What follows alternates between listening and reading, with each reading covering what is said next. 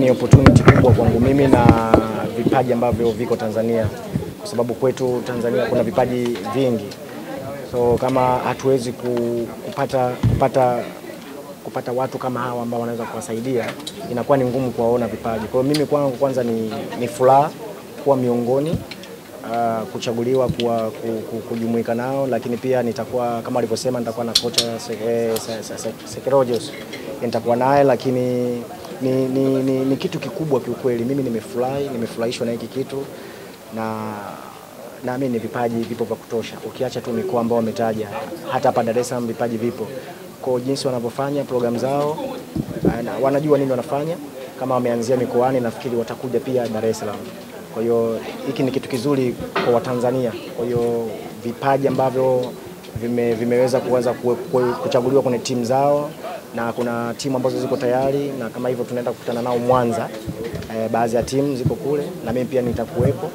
Kwa hiyo naamini tutapata vipaji, tutapata kina Mlishongasa wapya, kina Kevin Yondani wapya, kina Mwinyi Kazimoto kama hivyo. Vijana wengi ambao wanacheza kandanda huko mtaani Uswahilini huko wana ndoto kubwa, lakini wanakata tamaa mapema. Lakini wakiangalia wachezaji wakubwa kama nyie, kuna kitu wanakifikiria, labda ni njia gani mlipitia na kadhalika. Ujumbe wako ni upi kwa vijana wenzeni hivi? Kikubwa kwanza kwenye maisha, utaki kwanza kukata tamaa, unatakiwa ujiamini na Mungu alichokupa. Unajua kila mtu Mungu amempa talent yake. Kwa hiyo unatakiwa ujiamini na uwe na maamuzi yako wewe mwenyewe kama mchezaji. Mimi nimeweza kutoka kwa sababu ya maamuzi yangu mimi kama mimi, kwamba nilikuwa na wish niweze kucheza nje ya nchi, haijalishi itakuwa wapi, lakini nilikuwa natamani nicheze nje ya nchi. Kwa hiyo mimi na wish wachezaji ambao watapata opportunity ya kuonekana, basi kesho na kesho kutwa na wao wawe na ile uchu ya kutaka kucheza nje, kwa sababu ukicheza nje pia itamsaidia yeye mwenyewe na itasaidia pia timu yetu ya taifa, kwa sababu timu yetu ya taifa pia tunahitaji wachezaji wengi ambao wanatoka nje. Hata ukiangalia nchi nyingi ambazo zinakutana na sisi, unaona wachezaji wengi. Ukiangalia hata nyewe waandishi wao mna mention, unaona mchezaji huyu anatoka Aston Villa, na sisi tunatamani sasa kesho na kesho kutwa tuone watu wanawa mention wachezaji kutoka mabara tofauti. Kwa hiyo hicho ndio tunachotamani kutoka Tanzania na kutoka kwangu mimi kama ambassador wa Safari Rugby. Shukrani sana. Unafuatilia maendeleo ya soka nchini kwa vilabu? Ndio. Una maoni gani kwa level ambayo vilabu vyetu vina perform hususan kwenye mashindano ya kimataifa? Kikubwa kwanza na wao ni wapongeze, kwa sababu kwanza wamefikia kama ukiangalia Simba, Yanga, na Simba juzi wametoka kucheza finali, lakini pia hata Yanga walicheza finali nafikiri miaka miwili nyuma imepita, au miaka miwili kitu kama hicho. Kwa hiyo ni hatua kubwa na mpira wetu unazidi kubadilika. Na pia ningependa kuwashukuru pia TFF, kwa sababu pia na wao wameweka nguvu kubwa kwenye mpira, Rais Karie na jopo lake kwa ujumla. Kwa hiyo mimi kwa upande wangu naweza nikasema nazipongeza timu, nawapongeza viongozi pia, viongozi wa Yanga, viongozi wa Simba na viongozi wa timu zingine pia, Azam na kadhalika. Kwa hiyo mpira umebadilika kiukweli, umebadilika. Kama kipindi cha nyuma tulikuwa tunaona timu zetu hata makundi tulikuwa tunasuasua, lakini sasa hivi mimi nimetoka Yanga, tulikuwa tunaishia makundi, lakini sasa hivi ukiangalia hawafikirii tena makundi, hawafikirii nusu finali. Sasa hivi wanafikiria kuchukua kombe. Kwa hiyo tunaenda step by step. Ukiangalia Yanga waliishia finali, hivyo na wao wakapata medali na baadhi ya zawadi zingine, na Simba juzi tumeona. Kwa hiyo mimi nafurahishwa na hiki kitu, na mpira wetu unazidi kubadilika. Umecheza Morocco, unakubali kwamba soka la kaskazini lina influence kubwa kwenye mashirikisho? Ina ushawishi mkubwa sana. Nimecheza Morocco na nimeweza kucheza baadhi ya mechi, japo kipindi kile nilipata yale matatizo, sikuweza kuendelea mpaka wanachukua kombe. Lakini kwa upande wangu naweza nikasema haya mashindano, na hata ukiangalia vilabu tofauti, utofauti ni labda maandalizi tu. Inawezekana maandalizi ya timu za Morocco na maandalizi ya timu za Tanzania inawezekana kuna utofauti mdogo tu, lakini kila kitu ni kile. Yaani ninachokisema hapa kwamba maandalizi ya kule na huku kuna utofauti, inawezekana kawa mdogo, lakini mimi naamini kwa mpira wetu ambao unachezwa sasa hivi, ukiangalia na miaka 6-7 nyuma kuna utofauti mkubwa. Hata ukiangalia hata sponsors wapo wengi sasa hivi, hata nyewe waandishi mmekuwa wengi. Kipindi cha nyuma walikuwa wapo, lakini kiukweli niseme ukweli sasa hivi mpo wengi na mmejitahidi. Kila sehemu tukio linapotokea mnakuwa mnaacha kazi zenu mnakuja. Kwa hiyo mimi pia ningesema tunawashukuru na nyie pia waandishi kwa kazi ambayo mnaifanya. Wapo wanaoamini kwamba timu za kaskazini zina feva kubwa sana kutokana na influence yao. Ya hiyo inawezekana wakawa wana ushawishi mkubwa, kwa sababu ukiangalia wenzetu bwana wana mbinu nyingi kwenye mpira. Mimi siwezi kuzizungumzia ziko kiufundi zaidi, lakini ukiangalia matukio mengi yanayotokea kwenye mambo ya mpira yanajirudia. Kikubwa wana ngazi za juu kwa wanaofahamu wao ndo wanaweza kufafanua, lakini sisi ambao tunaangalia, mimi ambaye ninacheza siwezi kuzungumzia chochote. Mimi kikubwa kazi yangu ni uwanjani, basi kitakachofanyika pale enough, kinatosha. Tumalizia kwangu, tunaelekea dirisha la usajili. Wewe ni senior player ambaye umepita timu nyingi sana. Ushauri wako labda kwa vijana ambao ni promising talent kwenye dirisha la usajili? Ya kikubwa ni mimi ningependa, kama nilivyosema mwanzo, mimi ningependa wachezaji kama wanapata ile opportunity ya kuanza kutoka nje, itatusaidia sana wachezaji wote kwa pamoja na itasaidia nchi. Kwa sababu gani? Tusiweke ile kila siku kwamba mimi nacheza Yanga, nacheza Simba, nacheza Azam na timu zingine. Tujaribu kuwa na, mimi nimeondoka Yanga nilikuwa na mkataba mwaka mmoja. Ilikuwa sio rahisi kipindi kile kutoka, lakini niliweza kutoka kwa sababu nilikuwa na uhitaji. Kwa hiyo mimi ningependa kuwaona wachezaji wenzangu wana ule uhitaji wa kutaka kutoka. Sio kutoka kwa sababu ya fedha, yeye kutaka kutoka kwa sababu ya maendeleo ya nchi na yeye mwenyewe pia. Na kuhusu fedha hiyo nafikiri ni yeye mwenyewe binafsi na mkataba wake atakaoingia nao, kwa sababu hiyo itakuwa siri yake yeye na baina ya club. Msuva, umezungumza vizuri sana hapo, lakini kuna wanasema lazima uchonge barabara njia. Wewe kama mchezaji mkubwa, tumeona kwa Samata kampa support sana Kevin John mpaka amefikia pale. Watu wanamuona Msuva pengine pia anaweza kana msaada hata kwa hii ambao umepewa nafasi kwa Safari Cup. Inawezekana pia ukaona vijana ambao unatakiwa uwapush kwenda kwenye timu zingine. Hatujamuona Msuva akipush upande huo kwa kumchukua kijana au academy apeleke watu huko, au iko kwa siri, au tuambie mpango wako ukoje? Hivyo viko sana kwenye management yangu, siwezi kuviweka sana wazi, lakini hicho alichokiuliza na kitu kizuri pia, kwa sababu pia kumsaidia mchezaji pia sio siri. Umeona kumsaidia mchezaji kumtoa sehemu fulani kumpeleka sehemu fulani sio siri. Ila kuna wengine ambao tunaweza tukawasaidia kwa njia ya simu. Yaani ile connection kwamba kiongozi anaweza kukuuliza au coach anaweza kukuuliza akafika kupitia wewe. Ile nao pia msaada tosha. So lazima umchukue umpeleke. Kwa hiyo mimi nafikiri hiyo swali lako ni zuri. Kwa hii nafasi ambayo nimepata natakiwa niitumie kweli kuweza kuwasaidia vijana. Kama hivyo umeona kuna mikoa ambayo wame-mention hapo kama 4 hivi. Mimi nitafanikiwa kwenda Mwanza. Kama nitafanikiwa kwenda mikoa mingine pia tutaona vipaji, lakini sasa hivi naanzia Mwanza. Mimi naamini tutapata vipaji ya Mungu mengi. Vipaji vitakavyopatikana, mimi kwa sababu nipo miongoni mwa hii timu yangu ya TBL, naamini kitatokea kitu.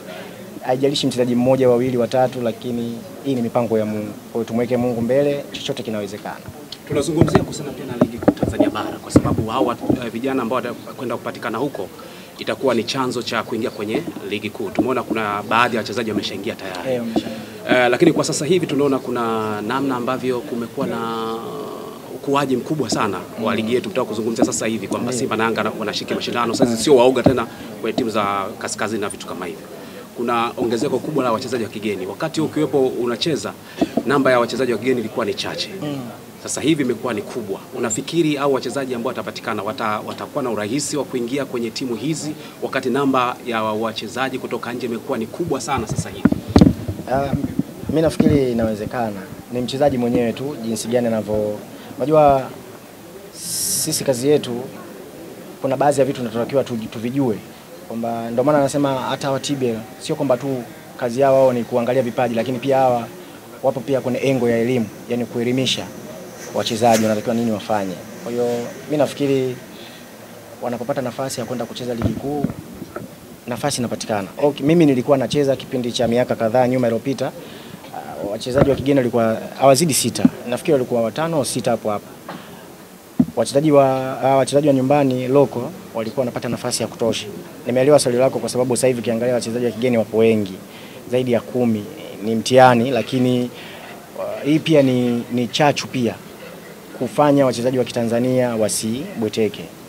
Nafikiri pia hiyo ni upande sana wa TFF sitaki kuingilia chama chetu cha mpira, lakini mimi na kwa upande wangu nikasema kwamba hii ni chachu kwa wachezaji wetu wa Kitanzania wazidi kufanya mazoezi ya kutosha na kujua kwamba sisi tuko kwenye nafasi mbaya. Nikisema nafasi mbaya kwa sababu wachezaji wa kigeni wanakuwa na thamani. Nikisema thamani ya kifedha, mikataba yao. Wanakuwa viongozi wanatoa hela nyingi kumtoa huko kumleta hapa, anataka muone anacheza. Kwa hiyo mchezaji wa Kitanzania anapaswa kupambana ili aweze kuwepo katika kikosi namba 1. Yaani kikosi namba, yani nikisema kikosi namba 1 wale 11 ambao mwalimu anawachagua basi yawepo, na anapokuwepo anapoperform ndio atakuja kutusaidia pia timu ya taifa. Tumekuona wakati ukicheza Hassan Al-Jadidi pale Morocco. Ulikuwa ni miongoni mwa wachezaji ambao wanatupa sura tofauti sana. Wachezaji wengi ambao walienda kwenye mataifa hayo hawakuweza kufanya vizuri kiasi kile. Ni kiasi ya kwamba mpaka timu yako ikaja kukupa tuzo ya mchezaji bora kama tutakuwa nakumbuka vizuri. Lakini ilikuwa ni kitu cha kustua sana. Msuva huyu ambaye kacheza ligi ya Tanzania. Watanzania hasa kwa wachezaji unaweza kuwaambia nini? Morocco pale kuna mwalimu yuko pale ambaye katoka katika timu ya madaraja ya chini kabisa. Una ujumbe gani kutoka kwa mwalimu lakini kwa wachezaji wengine jinsi ambavyo umeweza kufanikiwa kwenye mashindano, timu ngumu, ligi ngumu, lakini akachipuka Msuva? Kwanza mimi ninaweza kusema kucheza nje sio rahisi watu kama wanavyofikiria, lakini pia ni rahisi ni wewe mwenyewe jinsi gani utakavyojiweka. Lakini kwa upande wa kwangu mimi nilivyocheza Difa Hassan Jadid, kweli ulivyosema nilikuwa na baadhi ya zawadi niliweza kupata, kuna tuzo za timu niliweza kuzipata, lakini pia kumbuka na mimi pia nilikuwa ni folena wa kwanza kuweza kufikisha goli 39. Nafikiri hiyo kumbukumbu unaweza kawa una. Yaani folena wa kwanza ambaye nimecheza miaka 3 nikiwa Jadida, nimefikisha goli 39. Kwa mpaka sasa hivi hakuna mchezaji ambaye ameweza kuvunja ile rekodi yangu kwa Morocco. Baada hapo ndo nikaenda Wydad, lakini mimi naweza nikasema wachezaji wana nafasi. Kuna nafasi sasa hivi ukiangalia pia mwalimu yupo kule. Ipo timu kubwa Wydad. Na ukiangalia timu iliyotoka huku haina ukubwa, lakini timu iliyoenda na ukubwa. Kwa hiyo yuko kwenye under pressure. Mimi nilishakutana naye mwalimu timu ya taifa. Niliongea naye na akaniambia, na mimi nikampa kila kitu cha pale jinsi kilivyo. Nikamwambia tabia zao, jinsi walivyo, jinsi gani kuishi nao. Amesema kweli kuna baadhi ya vitu nimeviona wakati nafika. Kwa hiyo mimi naamini mwalimu hatoniangusha mimi na hatowaangusha Watanzania, hatoiangusha familia yake. Na mimi natapambana kwa changamoto ambazo tulizokuwa napitia. Nimemwambia wewe endelea kupambana nazo. Kuishi na Waarabu sio rahisi hivyo. Kwa sababu uko pale kwa sababu ya kazi. Wewe fuata kazi yako, haya mengine ambayo yanaendelea nje utaki kudili nayo. Ukisema udili nayo huwezi kucheza. Lazima utaomba tukurudi kwa matatizo ambayo wako nayo. Sio makubwa hivyo, lakini kuna baadhi ya vitu ambavyo ni binadamu na wao. Kwa hiyo kikubwa tu mwalimu yuko pale apambane. Na pia na wish pia nimuone kuna haya mashindano makubwa ambayo Aziz Ki ameenda naye amesajiliwa juzi. Kwa hiyo itamsaidia yeye na itasaidia familia yake na Tanzania kwa ujumla. Umegusa sehemu nzuri sana. Kuna tetesi pia zinamhusisha Mzize kwamba huenda kaenda Misri, Zamalek na maeneo mengine, lakini Zamalek ni mazingira ambayo tunazungumzia kaskazini. Kwa upande wako endapo kama bahati wataipata, ni mtazamo wako upi kwa Mzize ili kuweza kufanya vizuri kwenye mashindano haya? Ametoka kwenye klabu ambayo umetoka wewe, picha unaifahamu ya ligi ya kaskazini na vitu kama hivyo. Mimi nafikiri sio Mzize tu, yani natamani wachezaji wengine tofauti, ila kwa sababu umemgusia Mzize na hata Mzize pia mimi pia nakutana naye pia timu ya taifa huwa naongea naye. Na mimi napenda wachezaji wengi wakija timu ya taifa wakikutana na kama mimi, wakikutana na Samata, wakikutana na Imidi, wanajitahidi kuongea na sisi vizuri, wanataka kujua kwamba mlifikaje hapa, wanauliza kiukweli, yani siwe muongo, wanauliza. Na Mzize ana nafasi kubwa, timu yetu amefanya vizuri Tanzania. Mimi kwangu mimi kwa upande wangu nasema inatosha kwa Mzize. Hata kama viongozi wangu wananisikia, Mzize anatakiwa tu sasa hivi akapate changamoto nyingine nje. Yani ana uwezo wa kucheza sehemu yoyote, ana power, strength, yani kila kitu anacho yule. Mimi naamini akienda kucheza atabadilika zaidi ya vile alivyokuwa. Anaweza kajiona yuko sawa hapa kwa sababu kishamaliza. Sasa anatakiwa aende akapate changamoto nyingine ambayo itamjenga zaidi ya vile. Bwenzi alishaye kusema kwamba huo unazungumza naye sana. Bwenzi, hebu kidogo comment kijana ambaye ametoka